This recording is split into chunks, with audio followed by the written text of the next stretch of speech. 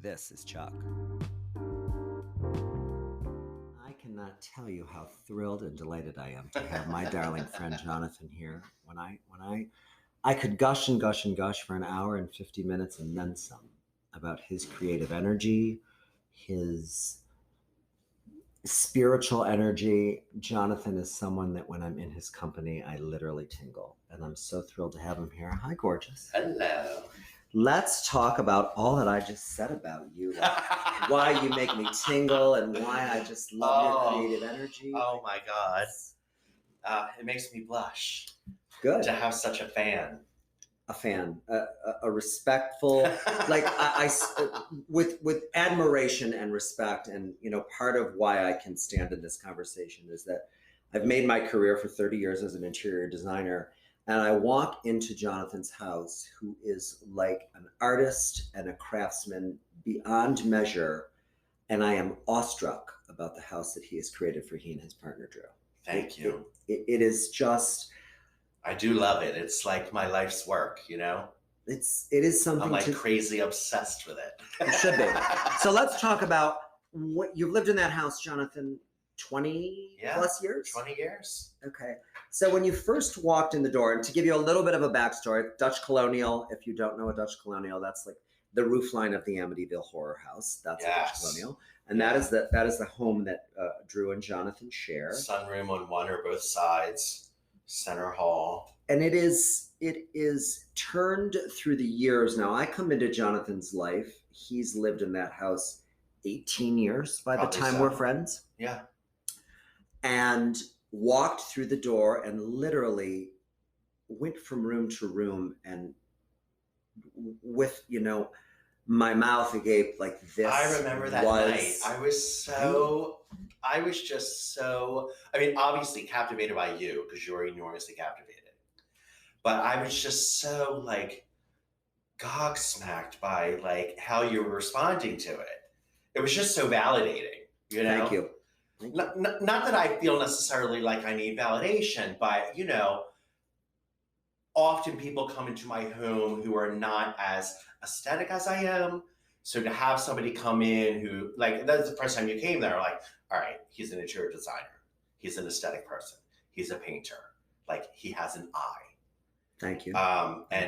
So to have that person, like, be kind of speechless and is kind of crazy, you know, it's crazy. I was straight up speechless. Yeah, like, you were just like walking around like, speechless. Oh my God. Every time you turned, you were like, oh my God.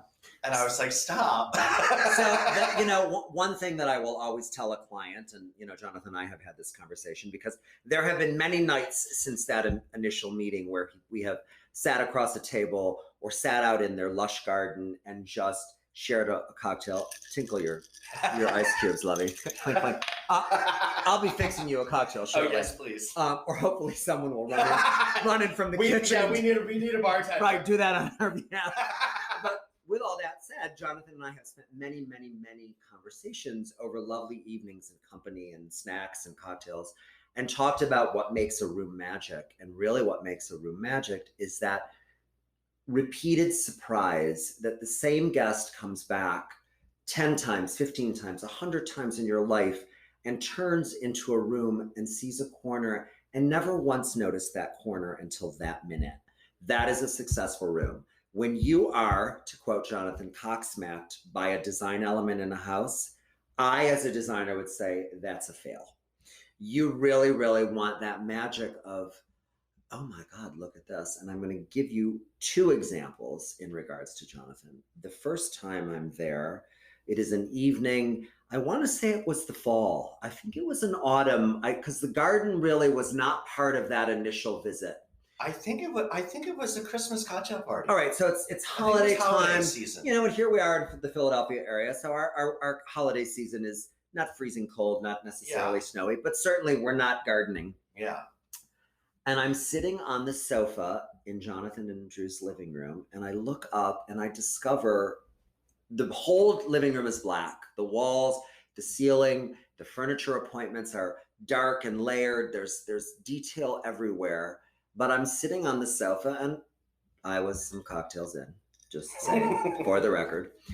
And I look and I realize that the entire back wall of this living room is Jonathan's creation as a sculptor. And it's pieces and parts of furniture that have been painted a matte black like the walls. And every once in a while, the splay of a leg or the curve of a knob or the split of a pediment is embellished with the loveliest glazing of gold leaf. So all of a sudden, like a light bulb, I'm like, what the fuck? And I get right up off my couch and I cross the living room in the middle of this party. And I'm like nose up to pieces and parts of furniture that have been deconstructed and applied to this wall. Speechless. So you understand why I was in the position I was. I was like, this is really amazing. The second time it happens is a recent reincarnation of Jonathan's house. And as he spoke, it is totally a laboratory of, a creative journey. Like I've known him in the last almost 3 years where we've been in each other's homes on a fairly regular basis. And in that time, there has been a continued evolution of his creative journey. I can't stop. You shouldn't. I don't want you to. I really, really don't want you to. Talk about that. Like how does that fill your cup? Like I want to know about that. I think, God, it's hard to quantify. I want to always, it's not even about like, keeping up with anything. Like I don't care about trends. I don't care about what's going on in the design world. I don't pay attention to fads or movements. It's just for me always exercising that muscle and being stronger and braver about it, but still within the confines of what is good design. Because I do believe there are parameters, to good design. There are rules. I would agree. And don't get me wrong, some rules are made to be broken, but there's a framework for what is good design. And it's easy to go awry. I would agree with that. Constantly staying within the confines of good design can be restricting. Monotonous. Yeah. You want to kind of, you kind of want to maybe stretch the rules without breaking them and be brave and interesting and go in a new direction while still being what, most people with an eye would consider a good design. I will interject and say that you, darling, have achieved that tenfold. I do not think that you have ever misstepped what is good design. And when we speak like this, good design, the fundamentals of good design is the scale appropriate to a space? Exactly. Is the flow appropriate to the space? Are there the right functions in a room? Are the textures working? Correct. Those kind of fundamentals are basic design fundamentals. Like you want a space to work. There's such a thing as too much pattern. Correct. Too much juxtaposition, but knowing where and to when pull back and when to push. Right. And I think that what you've achieved within your home in the, like I've said, in the reincarnations that I have witnessed, it has always been very thoughtful of that, but never for 1 second losing you in it. Thank you. And I think that when I say this to you and you say to me, but that's not my career, or that's not my this, or that's not my that, sweetie, you are so internally gifted. It could have been your career tenfold. Yeah, obviously, we've had this conversation and I've thought about it, for decades. And yes, could I probably have done what you do? Without question. Yes, probably I could have done that. But I've always, and we've had this conversation. Mm-hmm. We have. And maybe it's just me, rationalizing, my laziness about it. Because I'm not a particularly, I've never been the kind of person who, thinks about success or achievement. I do everything I do creatively just because I need to satisfy myself. And I've never Brilliant. thought of my creativity as a job. And I've always had a fear of thinking of my creativity as a job. Okay. Like that it would That's somehow. That's fair. Yeah, like it would somehow take some of the joy out of it for me. And that being said, though, like, you know, I should qualify it and say I've never been an ambitious person in the way like people like are ambitious about achieving a certain level like in their profession, like I've never wanted to climb any corporate ladder, like make my mark in the like the work world. Like I just am like, you know, I've been creative since like I was a little kid, and that's just part of me, and I have to do it. And I've never like thought about it relating to making money and like position and like, so yeah, I don't like, I'm weird about it. I think it's like it's my secret little thing. It is your secret thing. It brings me joy, and I've always been afraid if it was my job, the joy would leave. This is a very. And I don't like listening to people. All right, that's a very well. There's that. We'll get to that in 1 second. Because I'm right and they're wrong. It's a very interesting thing, Jonathan, because and I've spoken of my late husband Alan, who was, you know, lived a very corporate life and a very structured life and a very ladder climbing life, and then when he left that, I would say a handful of years before he passed away, the dialogue came up in regards to his own next professional move. Yeah. At that juncture, he was baking, prolifically baking. And like we created this little thing called the Baker Man, and he made box cookies, and we shipped them to all of our friends and family. And clients of mine bought his cookies and his cakes. And he was just gifted at it. And I would say to him, babe, you don't need to set the world on fire, but if you want to bake, like, let's set this up so we'll really like have a sellable product. Yeah. And his fear, as you just expressed, was that if you took that passion and you monetized it, it would water down the passion. Yeah. I think in some respects that happens. Yeah. But then I look at my own life and I think, I only was able to do what I do. I mean, the only thing I could possibly do in my life is the career I have. Yeah. So thankfully, I monetized it because I honest to God, Jonathan, could do nothing else. I could garden maybe. But overall, it's like, so I think it's a very interesting dichotomy between how people process their hobby, their passion, their whatever, that escapism that you get when you create. Yeah. And you think, and also like, you know, the way I was brought up has something to do with it too, because like, you know, I was brought up, you know, not in a very wealthy family, but I was brought up in a very comfortable family where I never really had to think about money. Right. Naively. Even when I probably should have. It wasn't a topic. It was never really, right. It was we were blessed. I have to say. It was, you know, I fortunately and unfortunately am a product of white privilege. Right. I think so many of us are. Barbs. With all its barbs. Yeah, thorns and all. But, you know, like growing up with some money and not having to make my choices based on that. Like I could be creative and not have to worry about things like that. And now in my life now, like many years later, you know, I have a husband who like takes care of all of that stuff. So again, I don't have to think about it. It's a good gig. I know. I mean, really. Oh my God, I sound ridiculous. I sound like I'm being, I sound like a real brat. But yeah, I think I like, you know, I just grew up thinking, all right, I'm just going to do what I like, and that stuff is just going to sort itself out. And it did.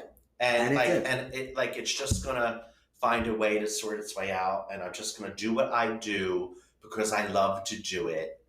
And well, darling, if I had one thin dime for every single person I have told about you, gushed about you, shared my own journey through your house, you would have millions stacked in the bank. It's very sweet. I mean it. And I hope... You know, when you talk about one other point that we probably have never talked about, like when you talk about looking at my sculpture wall in my living room, or any of my sculptures, they're really like about so much more. For me, like, you know, growing up as like a gay kid who was like, you know, bullied and didn't I hear you there. Yeah, didn't have an easy time in that regard, I assure you. But keep with this thought, and then I'm making us a drink. Yeah. Keep going. The sculptures really are about all of those differences. To me, when I, like, you know, I take all of these elements that have nothing to do with one another, and, you know, very often at times are at odds with one another or clash with one another, or you could never imagine them together, but you take them and you create a sculpture out of all of them, and you make them one unit, and you monochrome them, and you're taking these things that would have been fighting one another and giving them unity. And it really is about, like race relations, right?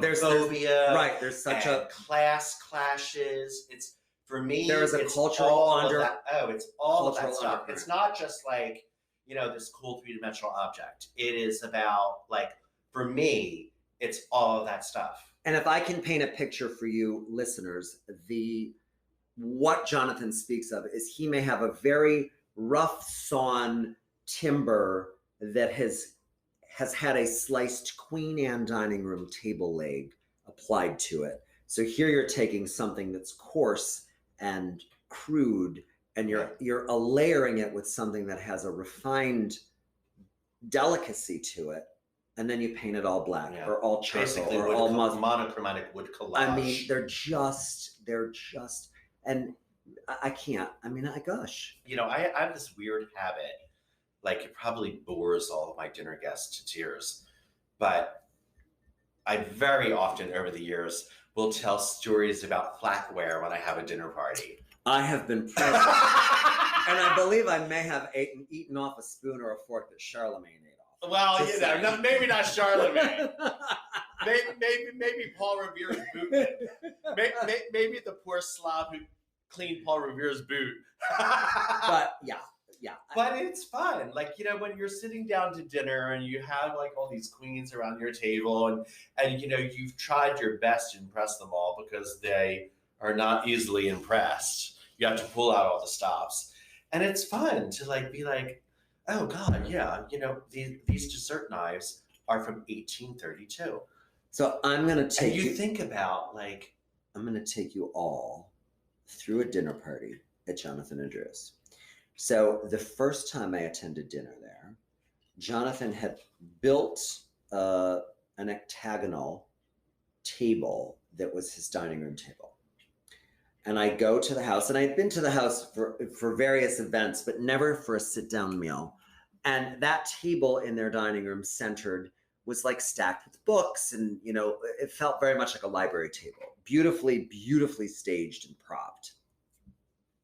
So now I go there for a dinner party, and it's early spring, and the table has a canvas drop cloth as a tablecloth, and then there's dirt and palm fronds or fern fronds, moss, like birch tree branches and dogwood branches, and literally you were like an enchanted forest. It was. I have this habit of setting a table like it was a wedding reception. It was perhaps a bit much. No, it really, but truthfully, like, we eat with every single sense. It's true. You know, and honestly, you know, when honestly, I love a visual meal rather than one that I have to swallow, because a visual meal is a calorie-free meal.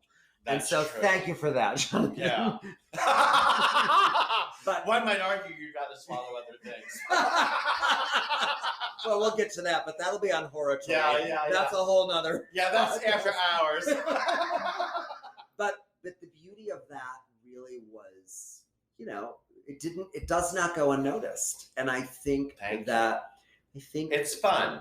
It's fun, but I also think that. But when you have people to your house for dinner parties who, I've had many, many dinner parties at home, and you try to kind of like vary the guests, but there's always a common denominator of guest. So, if you're someone who like, we've been having dinner parties for years, but there's always a few people at the party who've been coming for years, then it's always just like, oh, all right, girl, I gotta make it new for those queens. I gotta pull all the stops. Right. Like, what have I not done? Right. For these two queens who've seen it all. Right. And you have to kind of like push yourself to be creative. That's why sometimes you just kind of pile your dining room table with dirt and peat moss. And it was beautiful. I would do it all over again. Believe me, I would do it all over again. Sometimes you gotta do it. That was a gorgeous night. Now the dining room has been really completely kind of redefined. That table is upended in the garden, and it's a beautiful sculpture, the tabletop, which was this like plank top stained a denim-y blue. It's dynamite. And the dining room now has a low brown leather sofa. The walls are like a plummy brown and kind of covered with all these gorgeous antique rugs. And in the corner, framed, hanging, is what looks like an African tribal necklace. And so I'm there the last time. It was the night I broke a beautiful vintage chair. Girl had too much to drink and hit the pen a little hard in a swirl of hysteria. I'm not gonna pretend I wasn't a little crestfallen. Right, in a swirl of hysteria and dramatics, I kicked She back. was real drunk. And I heard a bit of laughter. And I heard a snap, and there was a little crack. I thought, oh dear Lord, of all the places to there break. goes my Warner Patton vintage chair. The Warner Patton vintage chair from the 60s. I was the culprit. So literally. But listen, let me tell you all that it worked out beautifully. Stop. It did, but it didn't at the time. Like I walked out of there and I thought, oh my God, I got on the phone with my bestie Stan and I said, oh dear Lord, I was at Drew and Jonathan's and I had 2 or 3 or more than enough. and I was getting in an Uber, by the way. I was not driving myself home. And I was like, and Stan, I leaned back on a vintage chair and Stan goes, oh, honey, of all the people to bust something up with your girth, which has its own sidebar of dialogue. Oh. I was devastated. But where this was all going was that very night that I busted up the chair, I discover this kind of tribal necklace that is across the room to the right of the dining room bay window, or windows. And it is keys that Jonathan has strung with beads, and they were keys that his husband Drew's father had gathered through his lifetime. And Jonathan created this magnificent necklace that looks, it's staggering, and you're like, it's keys. Love it. I love it too. I love it. Like I've gushed about that to a lot of people. Honestly, it is Drew's father, who died maybe 18 months ago at 92. He just was like an old guy who loved to tinker on things and never threw anything away. So he saved keys. If he threw away a padlock, he saved the key from it. If he moved out of an apartment, he saved the key. If one of his kids got rid of their car, he saved the key. He had jars and jars full of keys. But the interesting thing was that these keys kind of told a story. Sure, absolutely. Of the life of his family, and there were keys that went back to the 40s when his father was in World War II, all the way up to like the current. And so there were copies of his first car and his wife's first car and the first car he bought the kids and the kids' apartments and the kids padlocks from middle school and high school. Love it. And it was this beautiful story of their family in keys, which is so interesting. Yeah. And I thought, how interesting if I could take these really humble objects and elevate them and pay homage to his father, I'd done it after he passed away. Sure. And I was feeling very sentimental about him, and he was a lovely, lovely man. Um, um, but yeah, and it turned into this really beautiful object quite accidentally, but it's kind of breathtaking. It's very breathtaking, and is what we spoke of earlier, that is an element of surprise that belongs in every space. To be successful in captivating the viewer, to be successful in your own creative journey, always allow yourself the magic that surprise brings you. That key sculpture necklace that you created was such a delicious surprise when I discovered it. And when you see it from just, from across the dining room, you think, oh, that is like some tribal African necklace that's 200 years old. Totally. And then you get up on it. And when you get up on it, you realize what it is, but it still doesn't lose its beauty. Not at all. It's really kind of magical. I love it because it just speaks to his father and how humble he was. Because they were not a family of artisans. They were not a family of like aesthetic people. They were like humble people. They were salt of the earth. They were salt of the earth. Salt of the earth. Humble people. When his parents passed away, there weren't really heirlooms. Right. There were simple things. So you took but that, I wanted to you take took this that energy. simple thing and honor them and elevate this simple thing. And you did it spot on. Thank you. Yeah, I'm proud of it. It's very simple, but it's very beautiful. I want to say 3 things. 1, thank you for the magic you bring to the world. More importantly, I'm going to say 4 things now because I'm adding. Thank you for the magic you bring to my world. Well, thank you. You are a treasure, Jonathan. You're and right back at you. The fact that our paths crossed, there is a magic in that sentence that I will never lose sight of. That was 2 things. It was supposed to be only 1. The second thing is what I said earlier. Let surprise always find a presence in everything we do. The second you take that out of the equation, you've lost something that's magic. It's true. Always be surprised. Yeah. And thirdly, I'm fortunate to have this opportunity to share a great story with a great friend. This is Chuck, and until I hear you listening again, see you soon.